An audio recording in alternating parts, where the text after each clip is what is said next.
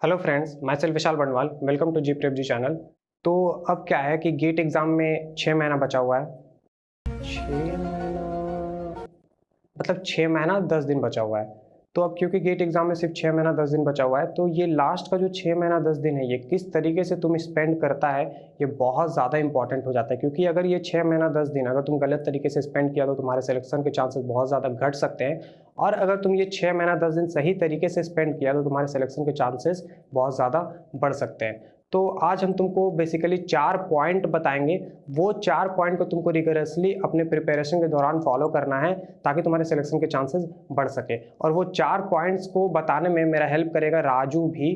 ठीक है, ये राजू कौन है? तो बेसिकली ये राजू एक गेट 2024 का एस्पिरेंट है, जो तुम लोग को थोड़ा-सा बताएगा कि वो खुद किस तरीके से प्रिपरेशन करता है, क्योंकि वो बहुत ही सीरियस कैंडिडेट है और उसका एम है रैंक अंडर 100 लाना, और उस तरीके से वो प्रिपरेशन कर रहा है। मेरे को उसका प्रिपरेशन पर्सनली बहुत ज़्यादा पसंद आता है, इसीलिए हम चाहते हैं कि वो भी थोड़ा-सा तुम लोग को हेल्प कर दे बताने में कि वो किस तरीके से प्रिपेयर करता है। तो आज राजू भी मेरा हेल्प करेगा तुम लोग को बेसिकली वो 4 पॉइंट्स बताने में। तो चलो फिर आज तुम लोग को वो 4 पॉइंट्स के बारे में बताते हैं। तो सबसे पहला पॉइंट है, अरे!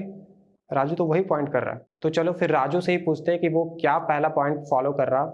ए राजू, तू क्या कर रहा भाई? थोड़ा-सा मेरी ऑडियंस को भी बता देना।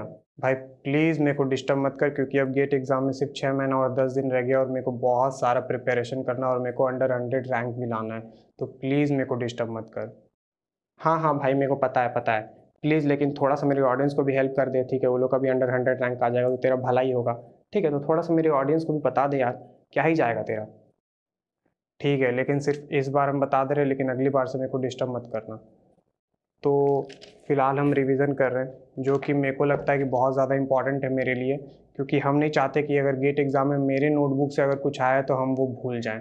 क्योंकि गेट एग्ज़ाम में मोस्ट ऑफ़ द चीज़ें जो 60 टू 70% ऑफ़ द चीज़ें जो होती है, मेरे को ऐसा फ़ील होता है कि वो डायरेक्ट नोटबुक से आता है या फिर डायरेक्ट वो कॉन्सेप्ट नोटबुक से आता है। इसीलिए मेरे तरफ से हम कोई भी अपना मिस्टेक नहीं करना चाहते, इसलिए जितना ज़्यादा हो सकता है हम उतना ज़्यादा रिवीज़न कर रहे हैं, और हम चाहते हैं कि आप लोग भी उतना ज़्यादा रिवीज़न करो, ताकि तुम लोग भी गेट एग्ज़ाम में कुछ भूल ना जाओ जो तुम्हारे नोटबुक से आया है।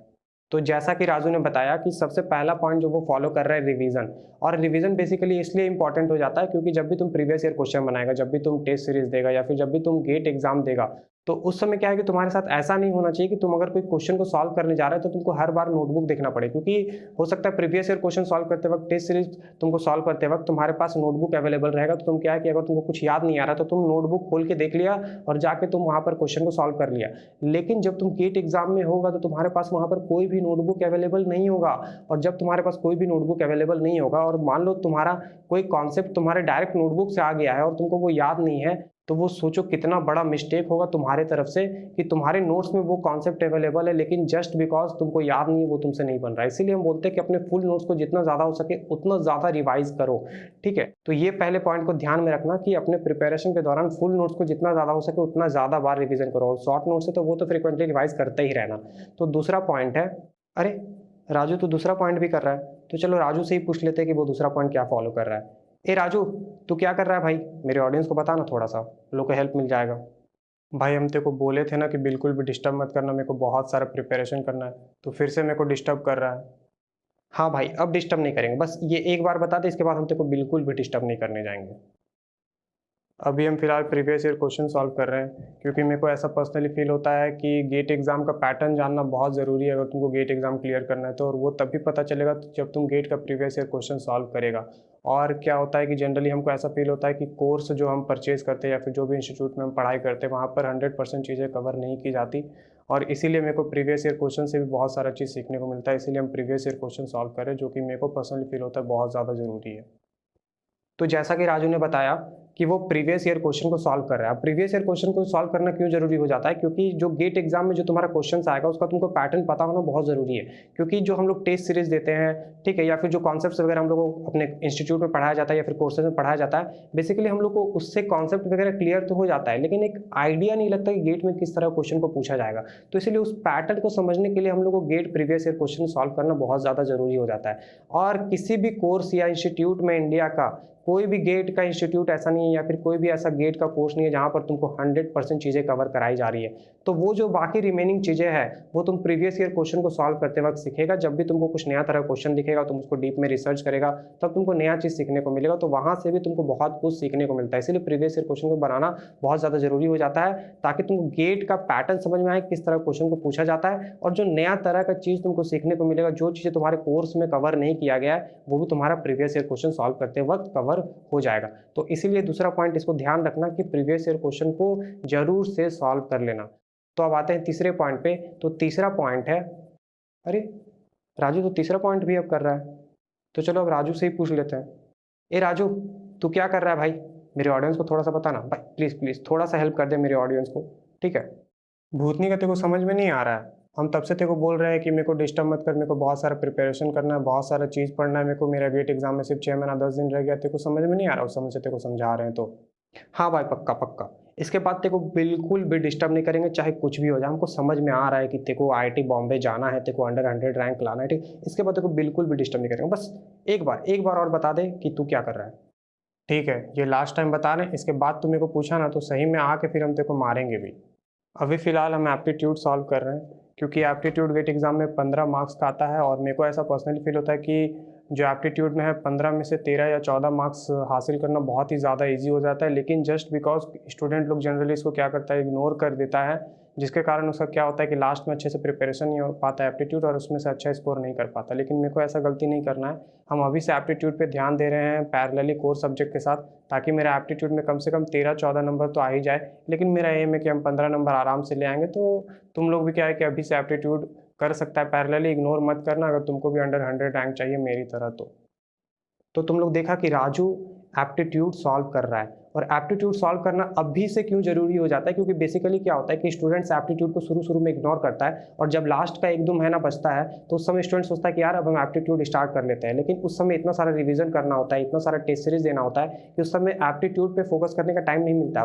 और एप्टीट्यूड एक ऐसा सेक्शन है गेट का जहाँ पर तुम बहुत ही अच्छे से मार्क्स स्कोर कर सकता है। मतलब 90% वहाँ पर मार्क्स स्कोर करना बहुत ही ज़्यादा ईजी हो जाता है। मतलब अगर मान लो तुम्हारा 15 मार्क्स का गेट का एप्टीट्यूड का क्वेश्चंस वगैरह आता है, तो उसमें से तुम इजीली 12-13 मार्क्स स्कोर कर सकता है, और 14-15 मार्क्स भी तुम स्कोर कर सकता है एप्टीट्यूड में। तो इसीलिए एप्टीट्यूड का सेक्शन कभी भी इग्नोर नहीं करना चाहिए। अभी से तुम 1 ही घंटा एप्टीट्यूड में दो, लेकिन डेली का 1 घंटा एप्टीट्यूड में जरूर से जरूर दो, ताकि तुम्हारा एप्टीट्यूड में साथ में प्रिपरेशन होता चला जाए, और लास्ट में वो तुम्हारा बर्डन ना बने जाके कि यार हम तो एप्टीट्यूड किए ही नहीं, और जाके फिर तुम्हारा गेट एग्जाम में कुछ खराब ना हो जाए। इसीलिए गेट एग्जाम में एप्टीट्यूड में अच्छा स्कोर करने के लिए अभी से तुम उस पर ध्यान दो, और डेली का 1 घंटा भी तुम अगर एप्टीट्यूड में देगा ना, उतना काफ़ी है भाई, उतना काफ़ी है। कम से कम डेली 1 घंटा एप्टीट्यूड में दो, और उससे तुम्हारा एप्टीट्यूड में 14-13 मार्क्स तो इजीली स्कोर कर लेगा तुम आउट ऑफ 15, ठीक है? तो इसीलिए एप्टीट्यूड में अभी से ध्यान देना शुरू करो।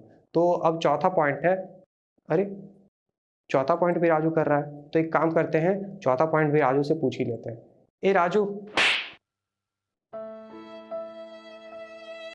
भाई, नहीं पूछते हैं, ठीक है? गलती से वो थप्पड़ वप्पड़ मार दिया तो अपना कुछ इज्जत वगैरह नहीं रह जाएगा, ठीक है? तो इसीलिए एक काम करते हैं, चौथा पॉइंट हम खुद ही बता देते हैं कि चौथा पॉइंट जो जिस चीज़ का तुमको ध्यान रखना है वो है इंजीनियरिंग मैथमेटिक्स।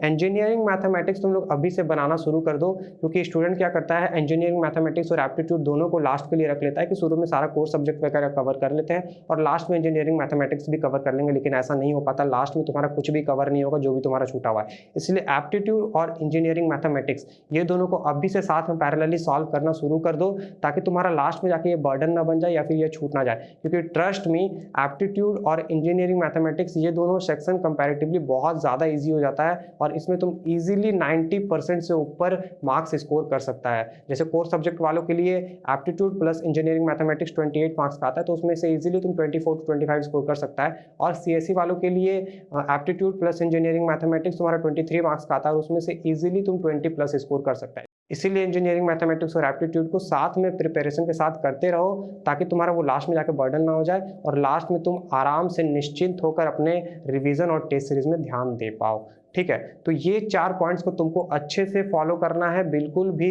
इग्नोर मत करना है ये 4 पॉइंट्स को, तब जाके तुम्हारा क्या है, सिलेक्शन के चांसेस गेट एग्जाम में बढ़ पाएगा। तो बस गाइज, आज के वीडियो में इतना ही। हे राजू, अब वीडियो खत्म करने वाले हैं यार, तो मेरा ऑडियंस को बाय बोल दे। Sorry sorry sorry sorry. हाँ, अब देखो गाइस, अब उसको हम नहीं बुला सकते, ठीक है, वो बहुत ज़्यादा बिजी है पढ़ने में और हो सकता है अगली बार से वो मेरा वीडियो बनाने में हेल्प भी ना करे, तो छोड़ देते हैं उसको, ठीक है, वो बाय नहीं बोल रहा, उसके लिए उसको माफ़ कर देना। तो बस गाइस, आज के वीडियो में इतना ही, तो मिलते हैं नेक्स्ट वीडियो में, तब तक के लिए थैंक यू।